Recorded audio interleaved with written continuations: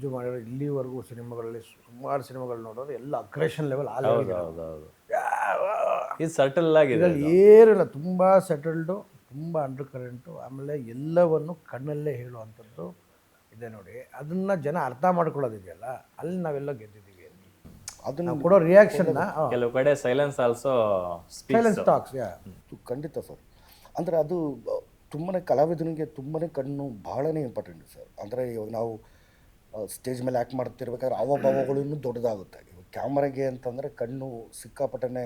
ಇವಾಗ ಒಂದು ಸಲ ಸ್ಟೇಜ್ ಮೇಲೆ ನಾವು 500-600 ಜನ ಆಡಿಯನ್ಸ್ ಇರ್ತೀವಿ, ಒಂದು ಡಿಸಿಷನ್ಸ್ ಇರುತ್ತೆ, ಒಂದು ಭಾವಗಳಲ್ಲಿ ತುಂಬಾ ಹೇಳಬೇಕಾಗುತ್ತೆ, ಡೈಲಾಗ್ಸಲ್ಲಿ ಅದನ್ನು ರೀಚ್ ಮಾಡಬೇಕಾಗುತ್ತೆ. ಇವತ್ತು ಟೆಕ್ನಿಕಲಿ ಆ ಥರದ್ದೆಲ್ಲ ಇದ್ದಾಗ ಒಂದು ಕ್ಲೋಸಪ್, ಒಂದು ಇದರಲ್ಲಿ ಮೆಥಡ್ ವೈಸ್ ನೀವು ರಂಗಭೂಮಿಯಲ್ಲಿ ಹಾಕಿರೋ ಅಷ್ಟು ಎಫರ್ಟ್ ಇರುವಂಥ ಒಂದು ರೋಲ್ ಇದು. ತುಂಬಾ ಖುಷಿ. ಅಲ್ಲ, ನೀವು ಇವಾಗ ನಿಮ್ಮ ಕಣ್ಣು ತಪ್ಪಿಸಿ ನಾವು ಎಲ್ಲ ಒಂದು ಕಡೆ ಹಿಂಗಂದು ಇಲ್ಲೆಲ್ಲ ರಿಯಾಕ್ಷನ್ ಕೊಟ್ಬಿಡ್ಬೋದು. ಅಲ್ಲಿ ಕ್ಯಾಮ್ರಾ ಕಣ್ಣಿಗೆ ನೀವು ತಪ್ಸೋಕ್ಕೆ ಸಾಧ್ಯನೇ. ಆಮೇಲೆ ಎಲ್ಲದಕ್ಕಿಂತ ಇಂಪಾರ್ಟೆಂಟ್ ಏನಂದರೆ, ಈ ಪಾತ್ರ ನಾನು ನಿಭಾಯಿಸಿ ಈ ಸಿನಿಮಾ ರಿಲೀಸ್ ಆದಮೇಲೆ ನನಗೆ ಪ್ರತಿ ಸಲವೂ ಒಂದು ಇದಿದೆ ಸರ್. ಅಂಬಿನಿಂಗ್ ವಯಸ್ಸಾಯಿತು ಟೈಮಲ್ಲಿ ನಾನು ಡೈರೆಕ್ಟರ್ಗೆ ಮತ್ತು ಸಂಚಿತಿಗೆ ಹೇಳಿದ್ದೆ, ಈ 10 ದಿನ ನಂದು ಏನು ಕ್ಯಾರೆಕ್ಟರ್ ಇದೆಯೋ 10 ದಿನದಲ್ಲಿ ನಾನು ಒಂದು ಸಲ ಆದರೂ ಸುದೀಪ್ ಸರ್ ಕೈಯಲ್ಲಿ ಶಭಾಷ್ ಅನ್ಸ್ಕೊತೀನಿ ಅಂತ. ಅದನ್ನು ಲಾಸ್ಟಲ್ಲಿ ಅನ್ಸ್ಕೊಂಡೆ, ಆ ಫೈಟಿಂಗು ಆ ಟೈಮಲ್ಲಿ ಅನ್ಸ್ಕೊಂಡೆ. ಅದೇ ಮ್ಯಾಕ್ಸ್ ಟೈಮಲ್ಲಿ ಹೇಳಿದ್ದೆ. ಮ್ಯಾಕ್ಸ್ ಟೈಮಲ್ಲೂ ಸುಮಾರು ಜನಕ್ಕೆ ಹೇಳಿದ್ದೆ, ನೋಡಿ ಇನ್ನು 1 ವೀಕಲ್ಲಿ ನಾನು ಆ್ಯಕ್ಟ್ ಮಾಡಬೇಕಾದ್ರೆ ಸುದೀಪ್ ಸರ್ ಕೈಯಲ್ಲಿ ಒಂದು ಸೀರೆಗೆ ಆದರೂ ಶಭಾಷ್ ಅನ್ಸ್ಕೊತೀನಿ ಅಂತ. ಅದು ವಿತಿನ್ 2 ಡೇಸ್ 3 ಡೇಸಲ್ಲೇ ಆಗೋಯ್ತು. ಅಂದರೆ ಏನಕ್ಕೆ ಅಂದರೆ, ಅವರು ನನಗೊಂಥರ ಗುರುಗಳು ಸರ್.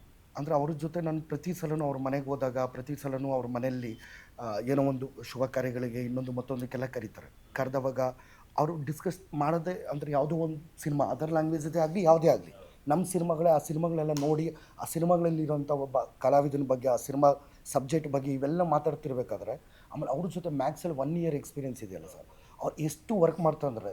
ಇವಾಗ ನನಗೆ ಈ ಚಾನ್ಸ್ ಸಿಕ್ಕಿದೆ ಸರ್, ಇವಾಗ ಮ್ಯಾಂಗ ಪಚ್ಚದಲ್ಲಿ ಒಂದು ಎಕ್ಸ್ಪ್ರೆಷನ್ ಕೊಡೋ ಚಾನ್ಸ್ ಸಿಕ್ಕಿದೆ ಅಂದರೆ, ಆ ಟೈಮ್ ನಾನು ವೇಸ್ಟ್ ಮಾಡ್ಕೊಂಬಿಟ್ರೆ ಮತ್ತೆ ಸಿಗಲ್ಲ ಸರ್. ಆ ಟೈಮಲ್ಲಿ, ಆ ಸೂಕ್ಷ್ಮತೆ ಟೈಮಲ್ಲಿ ಆ 30 ಸೆಕೆಂಡ್ 1 ಮಿನಿಟೇ ಇರೋದು.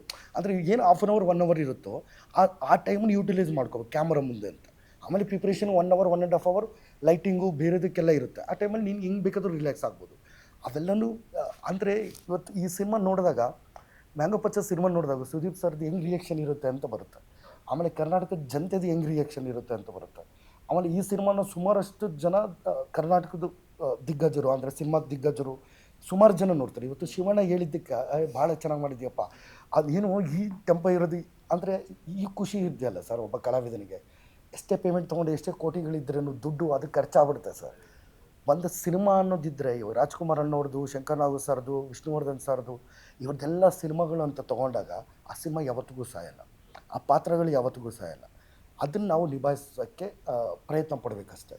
ಅದು ಬಿಟ್ಟರೆ ಬೇರೆದು ಏನಿಲ್ಲ ಸರ್. ಇವತ್ತಿಗೂ ಮಯೂರಣ್ಣನಿಗೆ ನಾನು ಭಾಳ, ಮಯೂರಣ್ಣ ತರಲೆ ಅಂದರೆ ತರಲೆ ಸ್ಪಾಟಲ್ಲಿ.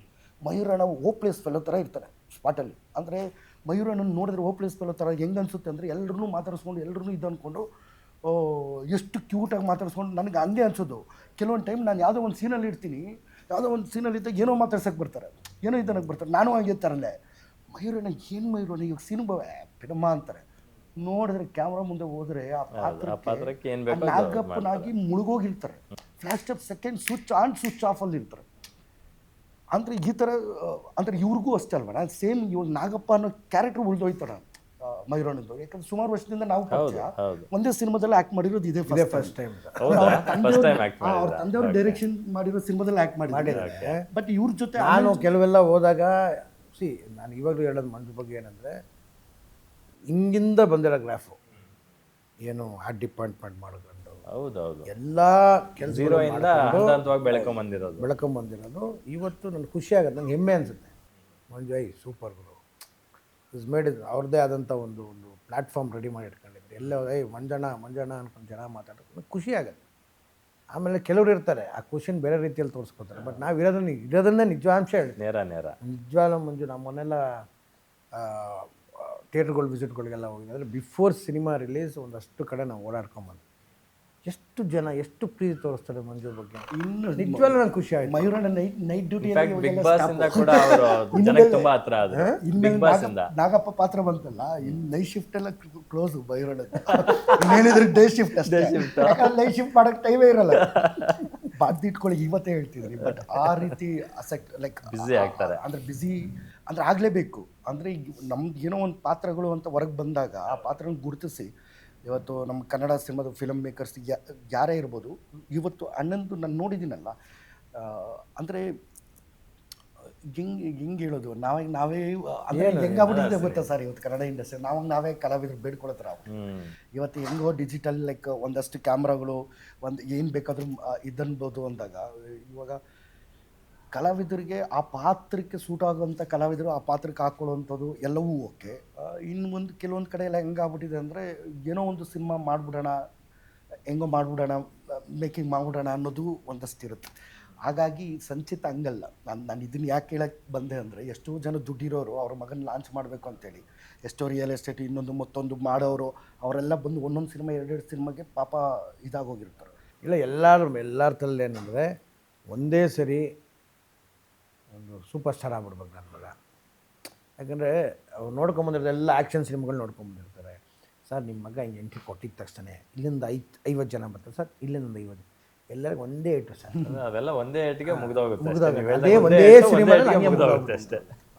So slow and steady wins the race ಅನ್ನೋದು ಏನು, ಅದನ್ನು ಯಾರು ಸುಮ್ಮನೆ ಗಾದೆ ಮಾತು ಬರ್ತಿಲ್ಲ ಬಿಡಿ. ಹೌದು.